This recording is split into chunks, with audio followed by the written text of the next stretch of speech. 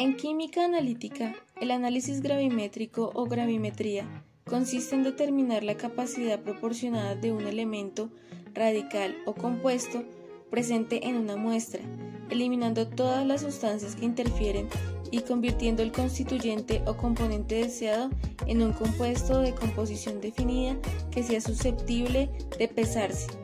La gravimetría es un método analítico cuantitativo, es decir, que determina la cantidad de sustancia midiendo el peso de la misma con una balanza analítica.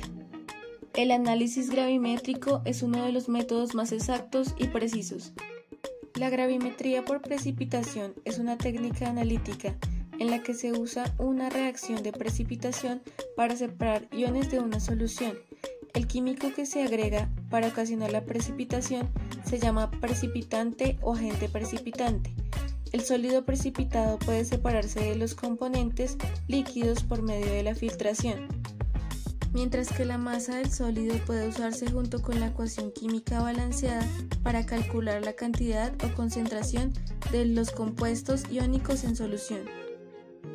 Reactivos precipitantes inorgánicos.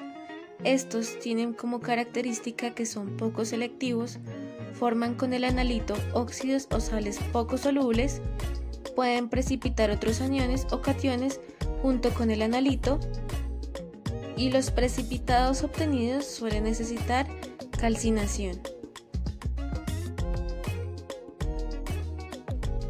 Mientras que los reactivos precipitantes orgánicos son más selectivos, los precipitados se obtienen con su forma pesada, solo necesitan secarse. Los conceptos importantes en la gravimetría por precipitación son la solubilidad, que se define como la máxima cantidad de soluta disuelta permitida por litro de disolución. El equilibrio de solubilidad, que se ve representado con una fórmula donde AB es igual a A más B en solución. El equilibrio de precipitación o formación del precipitado es el que establece si el compuesto AB se forma al mezclar disoluciones iónicas de compuestos solubles que contienen los iones A positivo, B negativo por separado. Aquí podemos ver un ejemplo de precipitado que está señalado con una flecha roja. En esta imagen podemos observar las etapas experimentales de la gravimetría por precipitación y también su instrumentación.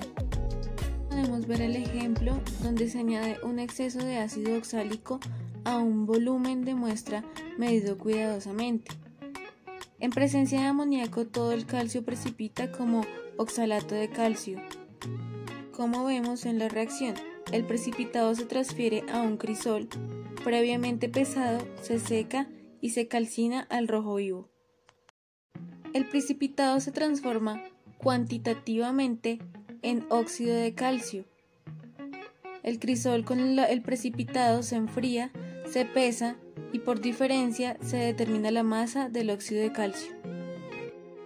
La gravimetría por volatización conlleva separar los componentes de nuestra mezcla por calentamiento o a través de su descomposición química. Esto hace que se separe cualquier compuesto volátil, lo que resulta un cambio de masa que podemos medir. En este caso, uno o más constituyentes de la muestra son volátiles o pueden transformarse en sustancias volátiles. La sublimación o volatización es el proceso que consiste en el cambio de estado de sólido al gaseoso sin pasar por un estado líquido. Estos métodos gravimétricos por volatización o destilación tienen como fundamento la separación del analito del resto de los componentes de la muestra mediante un procedimiento que involucra la volatización, evaporación o destilación de determinadas sustancias con la ayuda del calor. En los métodos directos, el constituyente volatilizado o desprendido se absorbe en un medio adecuado y se determina el aumento del peso.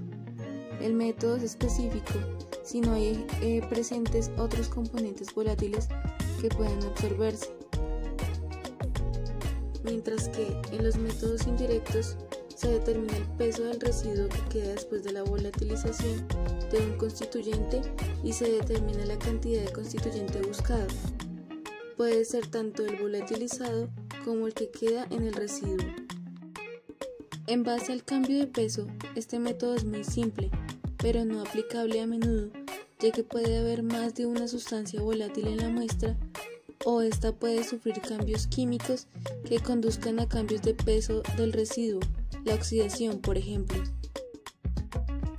Para este ejemplo se utilizaron los siguientes materiales y reactivos: balanza analítica, solución de cloruro de sodio, pipeta volumétrica de 50 mililitros, muestra de suelo, estufa, desecador, cápsula de porcelana, termómetro de 0 a 150 grados Celsius, espátula, pera de succión o pipeteador.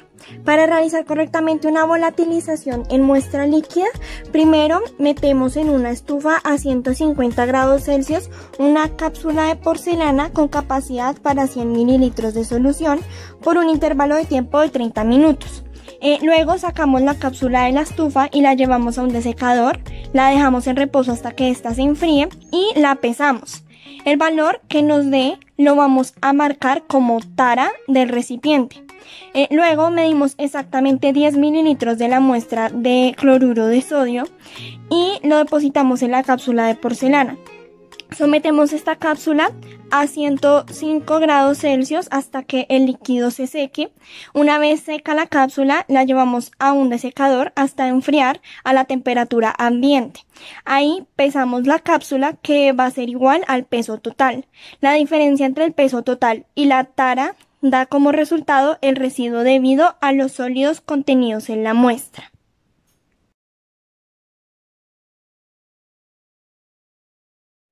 Después de haber realizado estos procedimientos, debemos realizar ciertos cálculos tanto para la muestra líquida como para la muestra sólida. Los valores que nosotros vamos a tomar va a ser de un informe de la Universidad de Córdoba Montería. Entonces, en la muestra líquida podemos observar los diferentes valores, como para el peso de la cápsula seca, el volumen de la muestra, el peso de la cápsula junto con el residuo, el peso de la cápsula junto con la muestra, el peso de la muestra líquida, el peso del residuo y la masa perdida luego de la vaporización. Entonces, nosotros vamos a tomar el valor que equivale al peso del residuo y lo multiplicamos por 100 miligramos y esto lo dividimos por 1 gramo. Y esto nos va a dar 155,04 miligramos.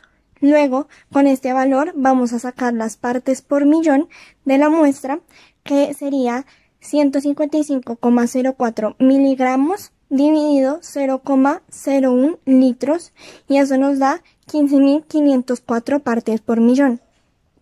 Luego debemos sacar el porcentaje peso-volumen de la muestra, y lo realizamos con el valor del peso del residuo sobre el volumen de la muestra multiplicado por 100, y esto nos da un valor de 15,504% peso sobre volumen.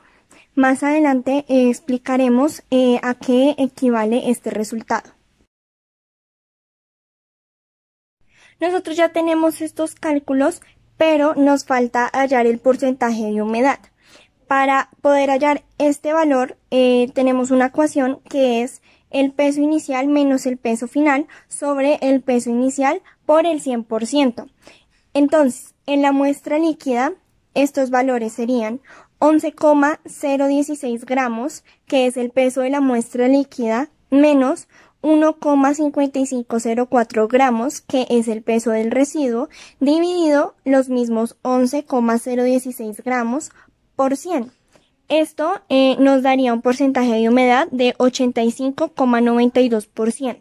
Y en la muestra sólida se coge 4,912, que es el peso de la muestra sólida, menos 3,7004 gramos, que es el peso de la muestra seca, dividido el mismo 4,912 gramos por 100%, dándonos el porcentaje de humedad 24,66%. Para el análisis de resultados se hizo una recopilación de datos luego de todo el procedimiento explicado brevemente y esto se procedió con el objetivo de determinar cuánta humedad contenían ambas muestras, tanto la sólida como la líquida. Para determinar esto de manera más fácil existe algo llamado porcentaje de humedad, el cual nos dice cuánta humedad estaba contenida dentro de una mezcla. Por ejemplo, la muestra sólida de cloruro de sodio tuvo un 24,66% de humedad y la muestra líquida tuvo un porcentaje de humedad de 85,92%.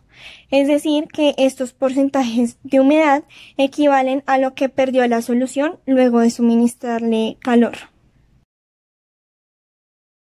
Con la explicación de este ejercicio damos por finalizado nuestro video acerca de las técnicas gravimétricas y les damos muchas gracias por su atención.